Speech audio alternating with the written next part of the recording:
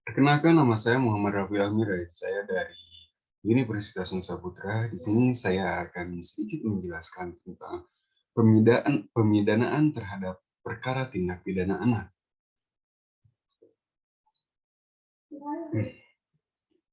Tulisan ini membahas mengenai pemidanaan anak yang melakukan tindak pidana ditinjau dari restoratif yang digunakan pada sistem peradilan anak sebagai perilaku berbeda dengan sistem peradilan pidana pada umumnya. Hal ini dikarenakan anak masih memiliki masa depan yang panjang. Selain itu juga, tulisan ini memuat mengenai permasalahan yang terjadi pada suatu peraturan perundang-undangan yang memiliki kaitan erat dengan perlindungan dan sistem peradilan pada anak, di mana sistem peradilan pidana anak mengenal adanya keadilan restoratif, sehingga terdapat perbedaan mendasar antara sistem peradilan pidana dan sistem peradilan pidana anak apabila dilihat dari perspektif anak sebagai tersangka. Ya, selanjutnya ditinjau secara filosofi, anak merupakan generasi emas penerus bangsa, sehingga pendidikan yang dilakukan terhadap anak harus diperhatikan dan dijaga dengan baik dalam peraturan perundang-undangan, utamanya dalam pasal 1, angka 1 Undang-Undang Nomor 35 Tahun 2014 tentang perubahan atas Undang-Undang Nomor 23 Tahun 2002 tentang perlindungan anak, yang menyatakan bahwa anak adalah seorang yang belum berusia 18 tahun, termasuk anak dalam kandungan. Biar saya ulangi, anak adalah seorang yang belum berusia 18 tahun, termasuk anak dalam kandungan. Undang-Undang Nomor 11 Tahun 2012 tentang Sistem Peradilan Pidana Anak yang berlandaskan pada tindak restoratif justice atau keadilan restoratif, di mana dalam pasal 1 angka 6 Undang-Undang SPPA menyebutkan bahwa keadilan restoratif adalah penyelesaian perkara tindak pidana dengan melibatkan pelaku, korban, keluarga pelaku atau korban, dan pihak lain yang terkait untuk mencari penyelesaian yang adil dengan menekankan pemulihan kembali pada keadaan biasanya dan bukan pembalasan.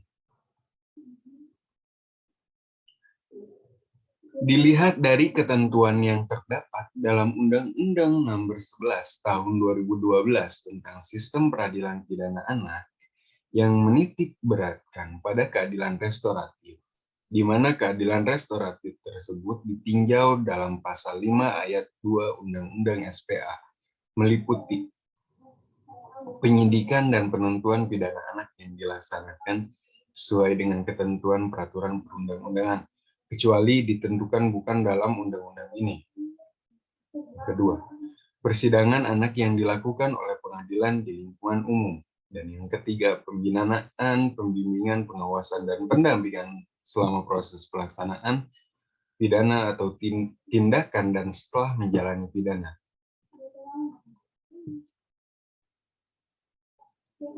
Keadilan restoratif Undang-Undang SPPA erat kaitannya dengan diversi yang diatur juga di undang-undang tersebut. Disebutkan bahwa diversi adalah pengalihan penyelesaian perkara anak dari proses peradilan pidana ke proses di luar peradilan pidana, di mana proses diversi ini bertujuan dalam mendamaikan kedua belah pihak, baik anak yang memiliki posisi korban kejahatan dan anak sebagai pelaku kejahatan.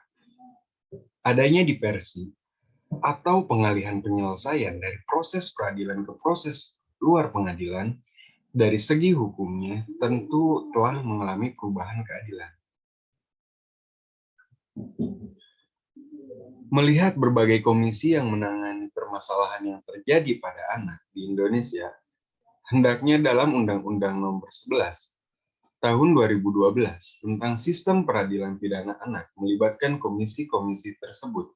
Adapun komisi beberapa lembaga yang menangani permasalahan anak di Indonesia adalah Komisi Perlindungan Anak di Indonesia KPAI, Komisi Nasional Perlindungan Anak Komnas PA, dan Yayasan Kesejahteraan Anak di Indonesia YKAI.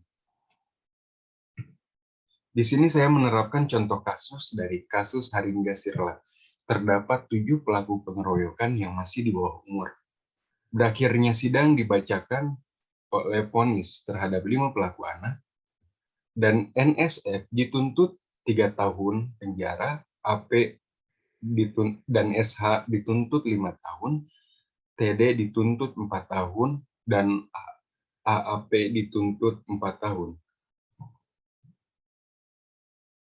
Pemidanaan anak sebagai pelaku kejahatan ditinjau dari restoratif justice, yakni berdasarkan atas Undang-Undang SPPA mengenal adanya diversi, yakni pengalihan penyelesaian anak dari proses peradilan pidana ke proses di luar pidana.